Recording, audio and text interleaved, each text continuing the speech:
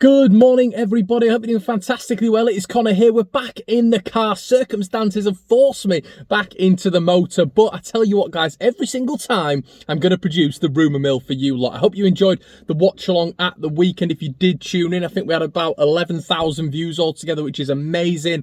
Thank you so much for that. Hope you've liked, commented, and subscribed, as I always say as well. And listen, let's get into the video, shall we? We've got rumours to go out. I hope you had a great weekend, and there's been a lot of stuff over the weekend, so make sure you stay tuned till the end. We've got a couple of Bielsa transfer surprises in here as well. So let's get into it, shall we? Duncan Castles, Friday. What does that say to you? What does that coupling, what does that pairing say to you? Well, they announced that apparently Duncan Castle and the Mail announced that Leeds United have put an offer in for £30 million for Adama Traore. On his podcast, I think it was the Transfer Window podcast, 45 million quid for Adama Traore. The 25-year-old has a year left on his contract. The link with Victor Orta. Victor Orta brought him from Aston Villa to Middlesbrough. Is that causal link that will bring him from Wolves to Leeds United? I do not think so. If I've got a rumour rater up, guys, I'm giving this one a 1 out of 10. Reason being, wages way too high. I think the transfer deal is going to be way too high. It's not going to be 30. For me, it's going to be nigh on 45, which is ludicrous for someone like Adama Traore. But I just can't see this one working. I feel like it's a bit of a tedious link. It doesn't really have any substance behind it, to be honest with you. And, of course, Adama Traore has come out and said moving to anybody else but a top 6 club would be a sideways move for him.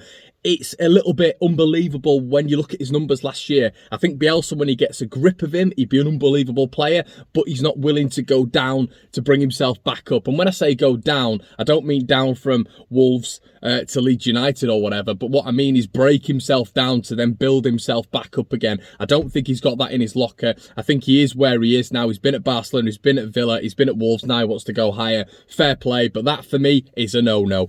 Josh Doig, okay, the Hibernian left-back. Now, this one, for me, will have a little bit of legs, and this could be something that a lot of Leeds fans want. What do we want? Another left-back. For me, another left-back. I want to see Stuart Dallas in that central midfield. I want that to be his role. I want him to stay there. I want him to have a real impact in that role. I want him to be consistent. And what we've seen already with pre-season, which we will talk about later on, is Leeds United's injury consistency seems to be at that level again. It seems to be happening again, even in pre-season. So what I don't want is the sort of puzzle to be moved around again. Leeds have to move around again to fit, square pegs in round holes, if you will. Stuart Dallas, for me, I'd love to see him in central midfield. That's where he was most effective this year. That's why Josh Doig, a left-back, a very good left-back, who is a cheap price, 4 to 5 million. Not only that, he has 6 clubs after him at this moment in time, but 2 are getting close to his signature and apparently are battling it out. And one of those clubs is Burnley, but the other one hasn't been mentioned. Could that club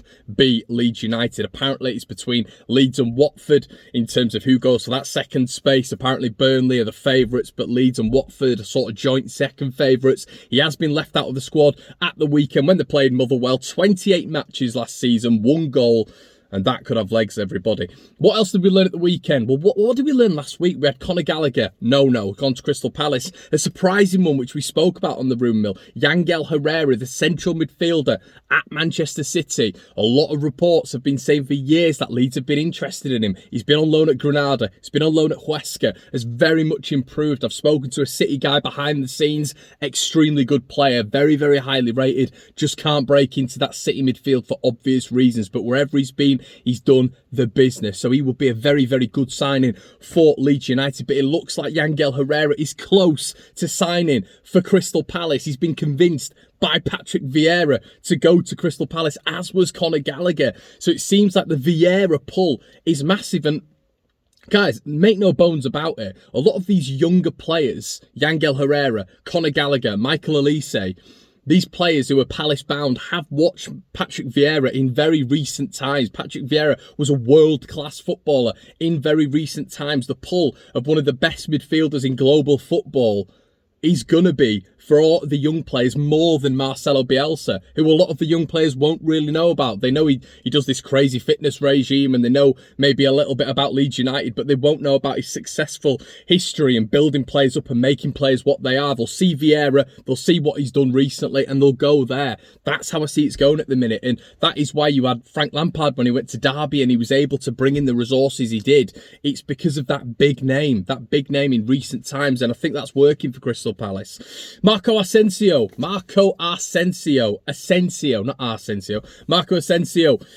massive Spanish player, huge Spanish winger, been part of this the Champions League winning Real Madrid side, been one of the bright stars even sort of last year when Real Madrid were absolutely plummeting and it wasn't going well and they were losing to Chelsea in the Champions League and it didn't look like the same Real Madrid. Marco Ascencio is still one of the Galacticos of that new breed, a really, really good player, can play left, can play right. Apparently Leeds United, according to a Spanish outlet, are interested in Marco Ascencio, who has been put on the market for 25 million. You know, is that something Leeds United would go for? The question is always, with a winger, will he get ahead of Jack Harrison? Will he get ahead of Rafinha? Will he be happy not getting in front of Rafinha and Jack Harrison? Will that be something that Marco Ascencio, if he is in direct contact with Victor Orta, which I do believe would be a credible link because of the Spanish links, because of Victor Orta in the Spanish world, would he be happy with sitting on the bench at Leeds United when he's been at Real Madrid, when he's still in the peak of his career? I don't think so, and this is always going to be the problem with the likes of Ascencio, with the likes of Traore, potentially even with the likes of Bracalo. They're always going to be behind Jack Harrison and Rafinha, and are they going to be able to break that? And are Leeds going to be able to sell them the project when they're going to be sat on the bench? I don't think so. Okay, Charlie Cresswell, an actual transfer which has happened in terms of the development. Charlie Cresswell was asked by Sunderland for his services this weekend. Apparently Sunderland wanted to blood him into the first team in League One. Leeds United have turned round and said no, he will not be leaving on loan. Is that because of a shortage of centre-backs at this moment in time? Is that because Leeds have him closer to the first team and Bielsa wants to increase that relationship with Charlie Cresswell and the Leeds United centre-backs and blood him, have that pathway? Potentially. There's a lot of different circumstances here, but it is a slight worry because when you look at Leeds United at this moment in time, Liam Cooper still not featured in a single pre-season game. Leeds' captain, Leeds' club captain. Llorente limping out of the game at the weekend. Strauch limping out of the game at the weekend. Us not knowing that much behind the scenes of what has gone on there. We will try find it out for you guys this week on the Broom Mill and of course on the Blue, White and Yellow podcast supplied by Leeds United Live.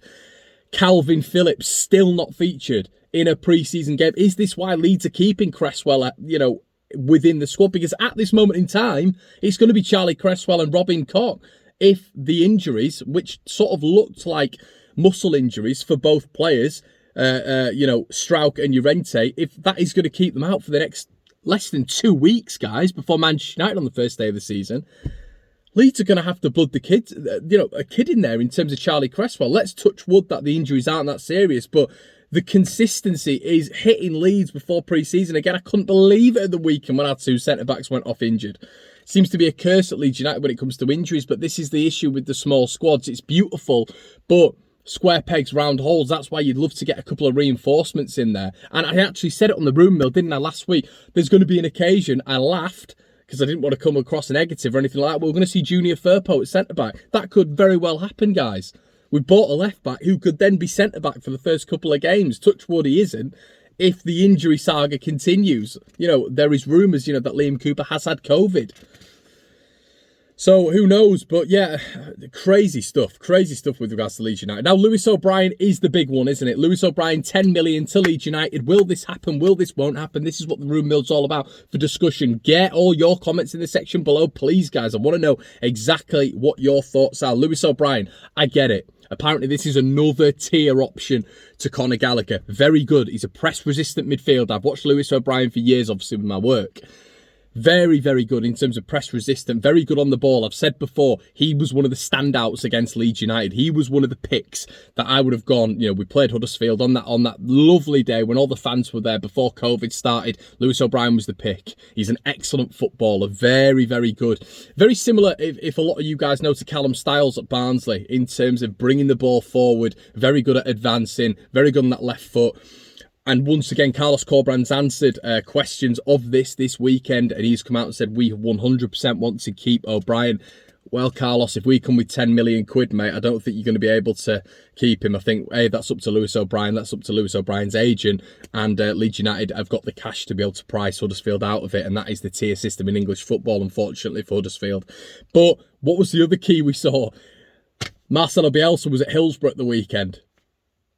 I mean, we're definitely in for Lewis O'Brien, 100%. We're definitely in for him, in my personal opinion. Bielsa was at Hillsborough. Why would he be there? What, to watch a dire Yorkshire derby friendly, which ended in penalties? I don't think so.